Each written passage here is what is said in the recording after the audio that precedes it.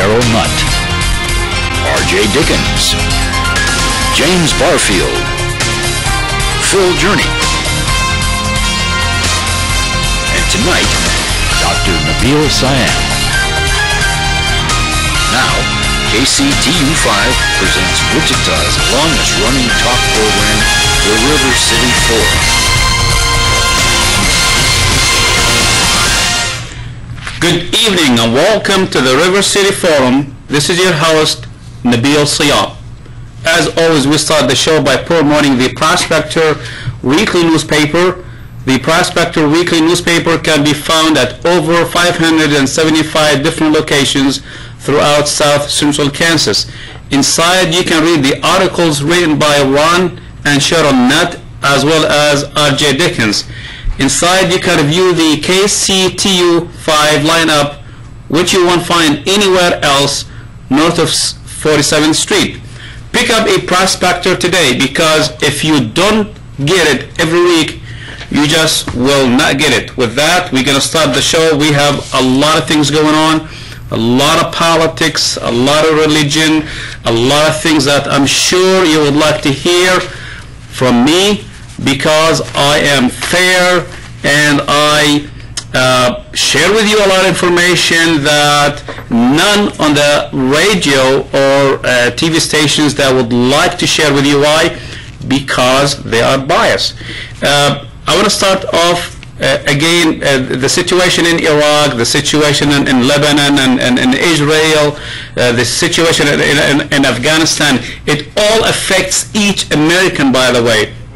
And what I mean by that is, if you say heck with the Middle East, who cares about the Middle East? You know nothing about history.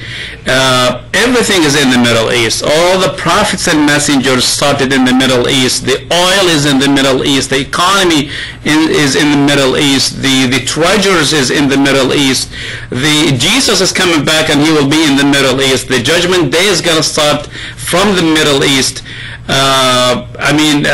If you want to drive in, if you have a ship that's going to go anywhere in the world, it has to go through the Middle East. The Middle East is a very vital piece, and it does affect your pocket, and that's why we should care and we should worry about the Middle East. Therefore a lot of Americans need to get a lot of education about the Middle East and what's going on daily affairs, because it is going to affect your pocket and my pocket.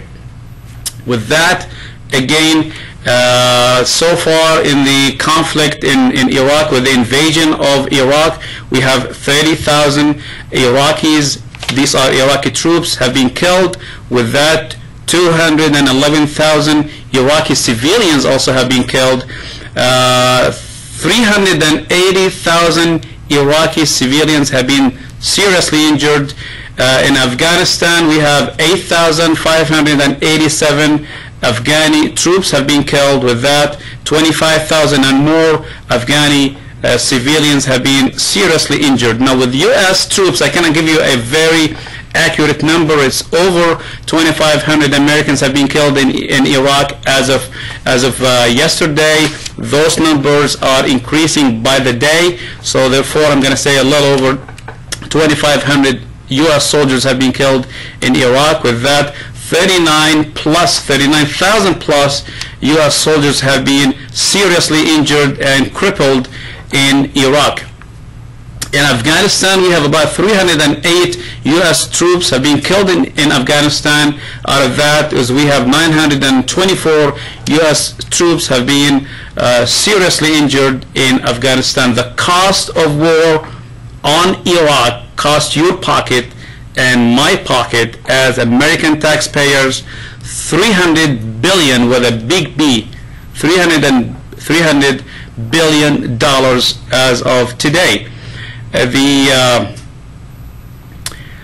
lot of people, by the way, believe that they don't feel very comfortable.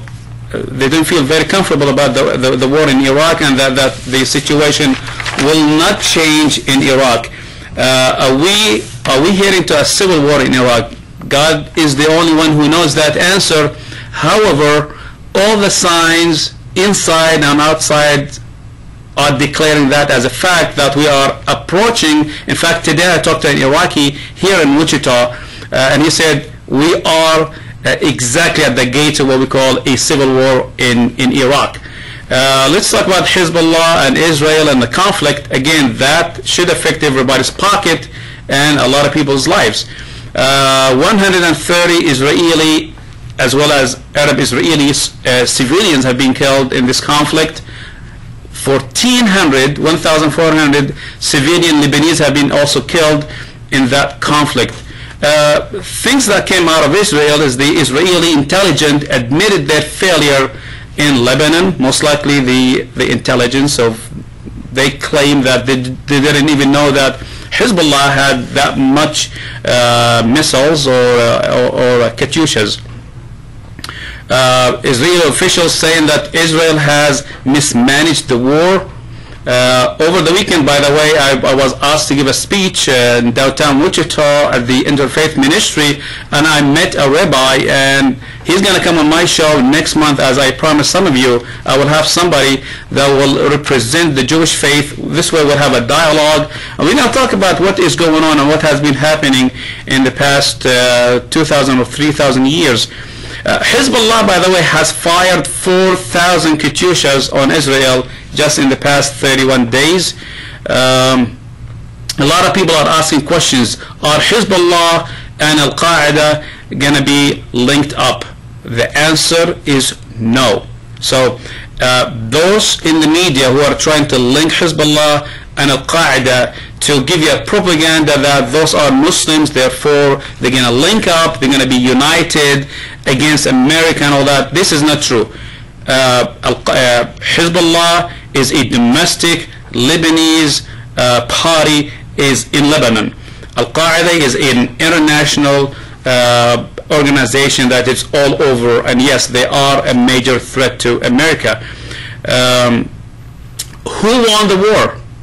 Lebanese, Hezbollah, or the Israelis? Well, Hassan Nasrallah today, if you've heard or if you've watched his speech today, he declared major won over Israel. I mean, we have never seen in the history of all these dictator Arab countries that any war has lasted more than 6 or 7 days.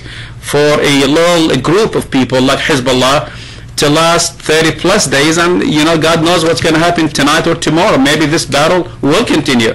For them to last that long, I think definitely that is a big win for Hezbollah. Another, you know, a lot of people are asking questions. Why the media is making big deal out of it? Why Rush Limbaugh and all these people are making big deal on the radio and throughout all TV stations about Syria and Iran providing Hezbollah with weapons? People are asking, well, we have, the U.S. government has provided Saddam and Iraqi a lot of weapons against the Iranians and the Khomeini regime. The U.S. government has been providing smart bombs and have been providing a lot of missiles and technology to Israel. So why can't Iran provide technology and missiles and so forth to Israel? That's a good, valid question, by the way. Another really vital question here: is Bush's war on terrorism a threat to America or Americans itself?